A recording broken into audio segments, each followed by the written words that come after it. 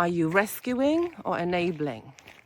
Stop trying to fix people. Stop trying to understand people and justify their shitty behaviours in your sons, in your brothers, in your fathers. This is how the healing starts. This is going to be a difficult one. I find it difficult to talk about it because this is something that I have been processing for a very long time, and it's a difficult subject. Why is it difficult? Because I was made to believe that women are great and men are trash. I come from Poland. I was born in Poland, then I moved to UK at the age of 23. I'm 45, so you may place me generationally. I don't want to even talk about the letters, but I don't live in the UK anymore, so this is my third country, and I see it everywhere. I've had clients from all over the world, and it's a collective shit that we need to deal with, okay? Without naming what we're really talking about and taking ownership of the problem, we can't heal the families. We can't expect our children to be healthy if we are running away from the problem or naming the problem or not owning the problem, right? Everyone has a way of complaining about their reality without taking ownership of why we're in this shit. Because this is not going to happen by covering the sewage with a carpet, no matter how expensive the carpet is. Okay, so if you are serious about life, and if you are serious about bringing up children into this world, and everyone talks about the environment, right? The first environment you need to own up to and clean is your body, and is your psyche, and is your mind. So, the reason why we're in this mess, one of the reasons, is because we've been missing the very important link when it comes to naming the issue. So, what I see is a lot of talk about women's trauma and how men are abusing women and how we have been abused, and how we're victims and survivors. And of course we are. And trust me, I tick every single box on the list of the ways in which you can be abused. But the thing is, for every abuser, there's an army of enablers.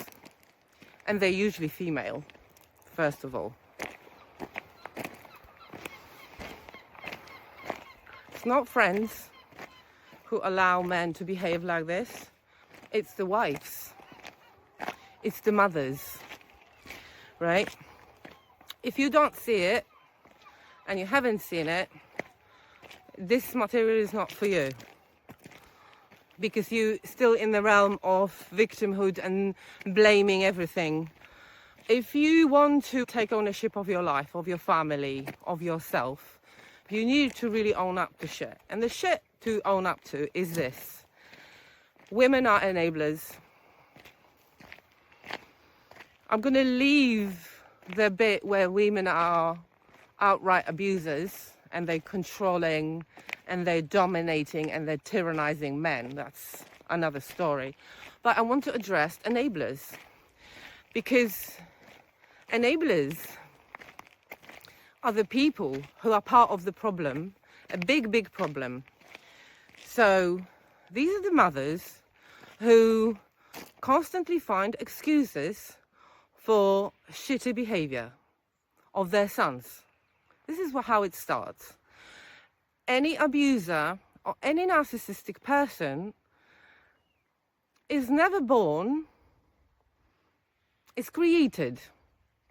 And what creates it and what sustains this kind of archetype is people along the way who are enabling it. And they're usually women, as I said. And they're very often disguised in their, oh, he didn't mean it. Oh, you know, I was just helping. You need to understand him. He's got lots of trauma. Oh, he's going through a lot of stress. That's why he's this and he's that, right? It's fake empathy. I don't know how to even call it. Like, maybe someone will help me with that one. We constantly say, oh, you know, he's a horrible man. He left the kids and the wife, or he cheated or whatever, right? Or he abused this person, or he's emotionally abusive, or he's narcissistic. Honestly, the best way you can actually heal is to see whether you're helping someone, supporting someone for no end, without holding them accountable for things they say and do to others or to your children, right?